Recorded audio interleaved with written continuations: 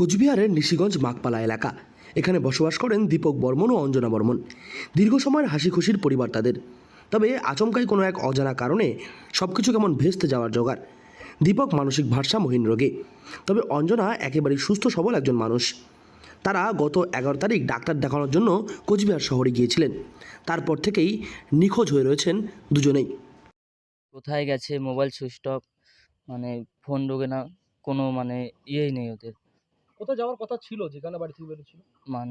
বাবার মানসিক সমস্যা ছিল, তো ওখান থেকে কুচবিহারে গেছিল ডাক্তার দেখাইতে, তো ওখান থেকে নিখোঁজ হয়ে গেছে। কি মনে হচ্ছে, আশেপাশে কোনো জায়গায় রয়েছেন নাকি রাস্তা ভুলে গেছেন বা এরকম কোনো বিষয় কি? এইরকম আমার বাবা তো মানসিক অসুবিধা, মা তো কিছু বোঝে না, এখন কোথায় গেছে কি করতেছে কিছু তো ওগুলো বলতে পারবো না আমি।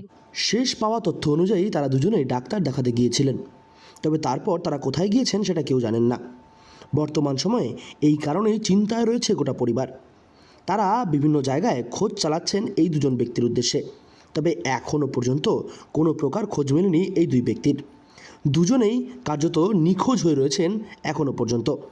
তবে কিভাবে তাদের খুঁজে পাওয়া সম্ভব হবে সেটা এখনও পর্যন্ত বুঝতে পারছেন না পরিবারের মানুষেরা। কি দাবি রাখছেন বা পুলিশ প্রশাসনের কাছে কি দাবি রাখছেন?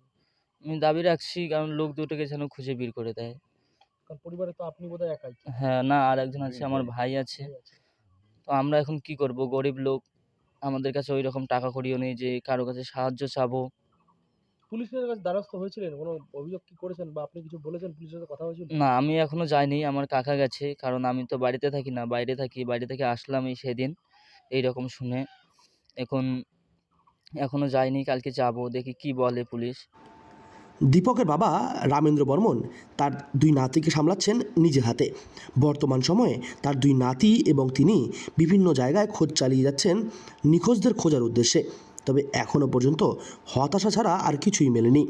তারা একটি মিসিং ডায়েরিও করেছিলেন পুলিশের কাছে, তবে পুলিশও এখনও পর্যন্ত কোনো প্রকার সদর্থক উত্তর দিতে পারেননি তাদেরকে। তাই সেই কারণেই মূলত চিন্তায় দিন কাটছে প্রতিটি মুহূর্তে তাদের।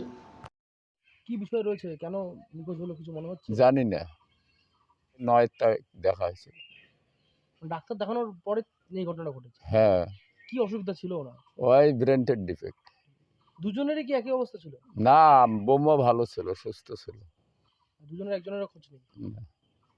এখন আপনারা কি চাইছেন বর্তমানে? ওরে খুঁজি পাওয়া যাচ্ছে না তো। পুলিশের দ্বারস্থ হয়েছিলেন? হ্যাঁ, এই যে আছে, পুলিশ কোনো এখনো সুরাহা করতে পারে? মনে হয় না, ইলেকশন গেল সামনে। বর্তমান সময়ে বাবা এবং মাকে হারিয়ে কার্যত দিশেহারা দুই ছেলে। কোচবিহার থেকে সার্থক পণ্ডিতের রিপোর্ট, লোকাল 18 বাংলা।